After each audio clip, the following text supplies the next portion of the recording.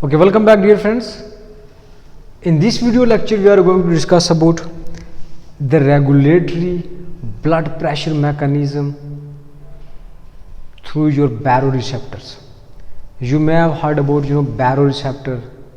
You have heard about renin-angiotensin aldosterone system which help in basically regulation of the arterial blood pressure. So in this first lecture we will discuss basically the neural mechanism which takes place through the aortic or the carotid receptors. Here you can see in this picture you have got baroreceptor. Baro means pressure. Baroreceptor at the arch of the aorta. But these receptors, remember, they will respond when you have mean arterial pressure more than 100 mmHg, because the normal mean arterial pressure, the set point of the mean arterial pressure in your body is up to 93 or up to the 100. When our mean arterial pressure is more, so these receptors will respond to decrease the arterial pressure. Second thing, here you can see the receptors here, and this is a site of the bifurcation of the common carotid artery into the external carotid and internal carotid, and these are called as carotid sinus receptors.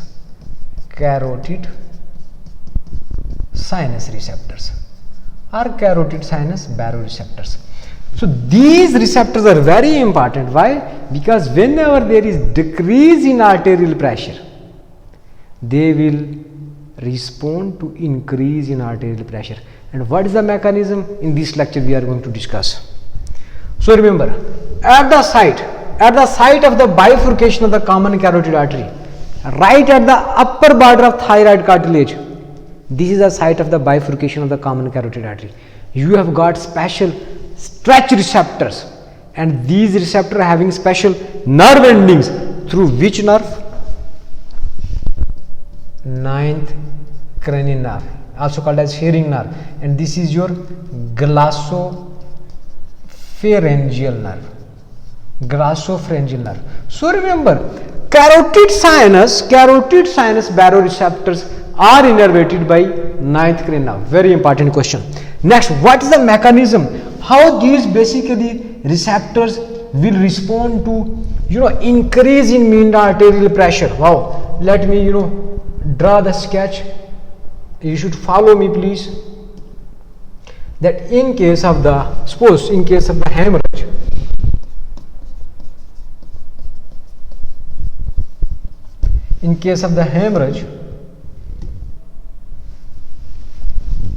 there will be severe blood loss and decrease in mean arterial pressure.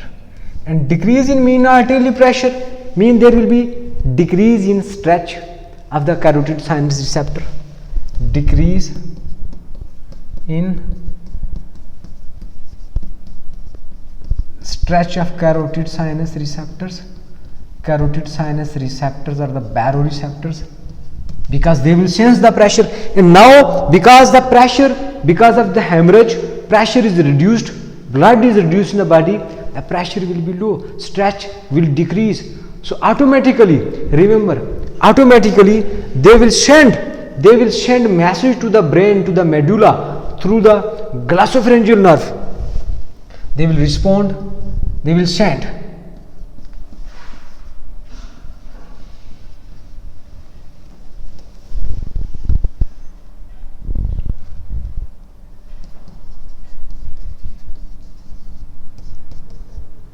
More impulses to medulla by cranial number 9, and then it will decrease your parasympathetic nervous system, and that parasympathetic nervous system basically decrease the heart rate. So when parasympathetic nervous system activity basically is pressed, it means heart rate is increased. So it will decrease the parasympathetic nervous system and it automatically will increase the heart rate.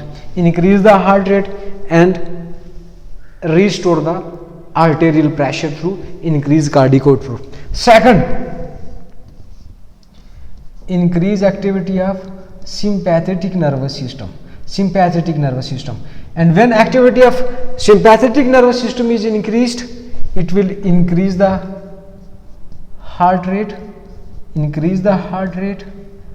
and also increase the vasoconstriction,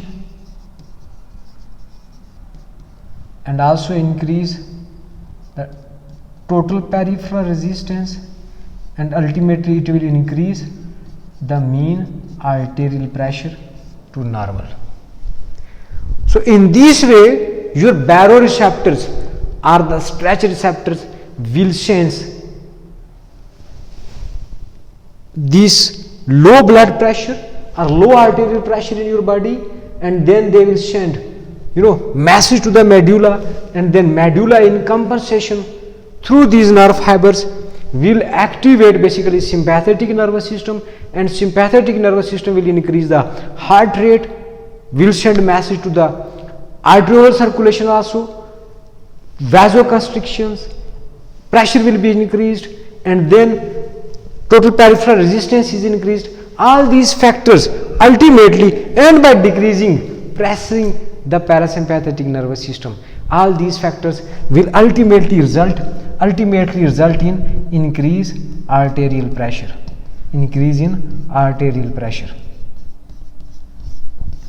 So this site, the bifurcation of the carotid artery, this site is having basically these receptors. That's why whenever you have basically got the supraventricular tachycardia, what is the supraventricular tachycardia or SVT supraventricular, any arrhythmia of the heart which is not related to the ventricles, like atrial fibrillation and the atrial flutter. So that is also very dangerous. And drug of choice although is the adenosine, but in some cases immediately you can give carotid sinus massage to decrease the heart rate, to decrease the arrhythmia which is SVT. How? Because when you will give massage carotid sinus area, it will ultimately sense that pressure is more, and it will basically decrease the heart rate through parasympathetic activity.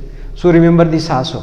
I hope you understood that how blood pressure is basically regulated, arterial pressure is regulated through this basically baroreceptor mechanism. In next lecture we will discuss about the RAS, renin-angiotensin aldosterone system. Thank you.